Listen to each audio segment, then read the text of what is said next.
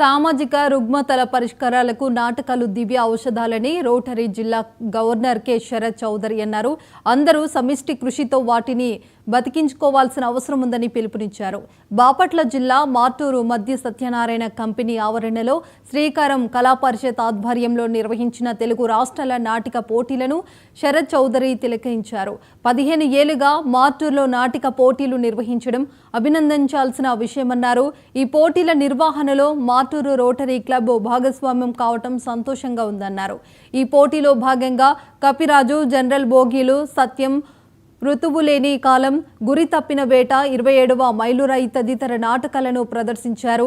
కార్యక్రమంలో ఎఫర్ట్ సంస్థ director JV Mohan Rao, శ్రీకారం స్వచ్ఛంద సంస్థ కార్యదర్శి జాస్టి అనురాధ, మార్టూరు రోటరీ క్లబ్ అధ్యక్ష కార్యదర్శులు తదితరులు పాల్గొన్నారు.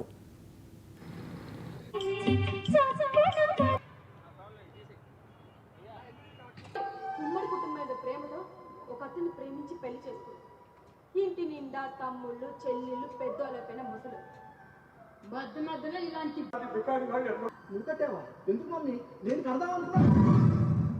ఉద్యోగం రాగానే ముందు వెనక ఆలోచించకుండా అవసరం లేదు.